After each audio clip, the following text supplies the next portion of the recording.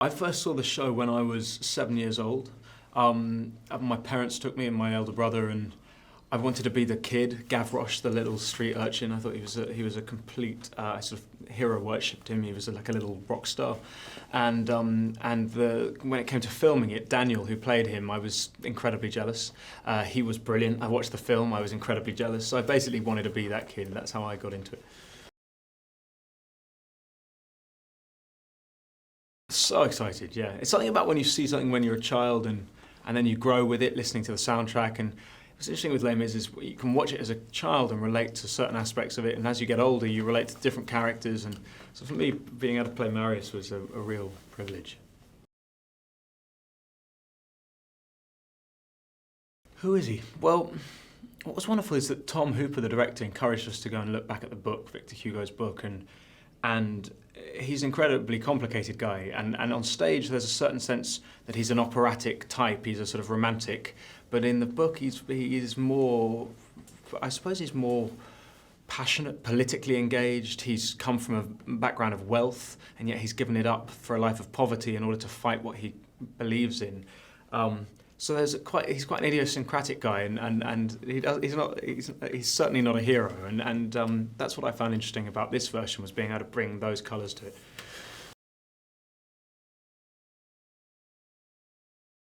Oh my God, it was so intense getting the part. I started off, I was making a film in North Carolina, and it was a night shoot, and I was playing this Texan meth addict cowboy, and I had a few hours off, and I'd heard they were making a film, so I decided on my iPhone to record myself singing Marius's sort of main song, and I sent it to my agents and they sent it to the producers, and that was kind of the start of the audition process, and then it just descended into, it was like X Factor, or I don't know if you have those shows like American Idol or one of those sort of shows. It was the most intense panels of producers, composers, all of them scrutinizing, so it was a hard job to get, certainly. I was elated. I was so happy.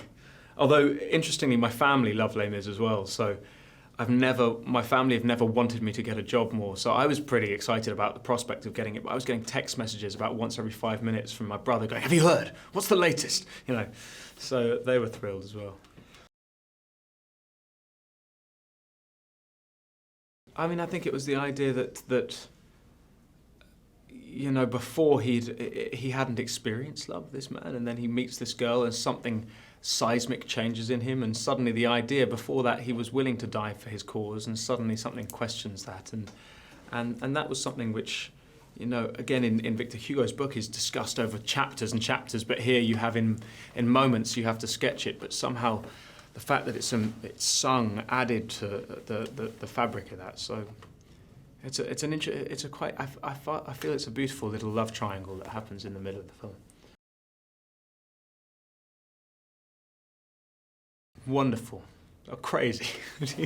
she's like a spirit. She's a sort of, it's like she's a fairy from a slightly otherly planet. But she's so talented, and in a part that in the play is slightly sketched, the elder Cosette character, she manages to bring such depth and character to it, so I was really impressed.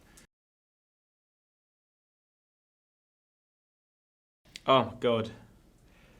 I sort of looked for everyone in show business says that Hugh Jackman is the nicest guy in the world, and I hunted hard to find a chink in his armor, to see him crack, or the man is one of the most generous, noble, kind-hearted people. We would have a thing where on set every Friday, and it was a rigorous shoot this, it was pretty intense, and every Friday he would buy a lottery card for the entire cast and crew, and it was just a sort of to keep morale up and just out of the generosity of his heart. So I cannot say enough nice things about that man. He's a super guy.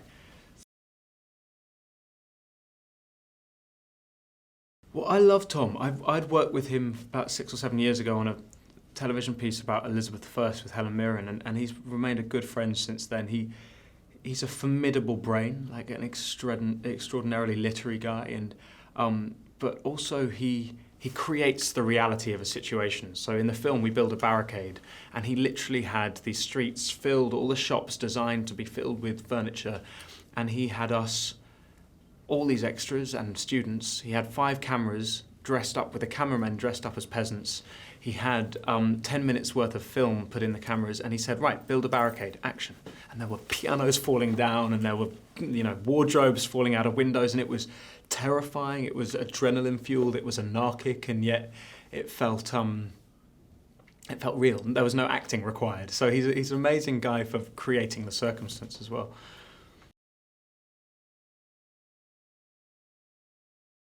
Shooting live was amazing. I mean, it meant that you could have the spontaneity of film acting, you know, without having to mime to something you had pre-recorded months ago.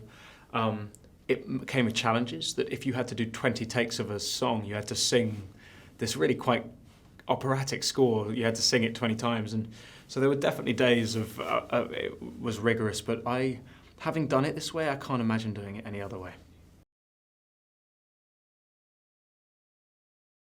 God, I'd seen it when I was a kid, this film, and this musical, and as I said before, and I cared so much. I've never gone into a film wanting it to be good and therefore being so nervous, and I'm quite a harsh self-critic, and I was really proud to be a part of it when I saw it. So I feel really proud to be part of it.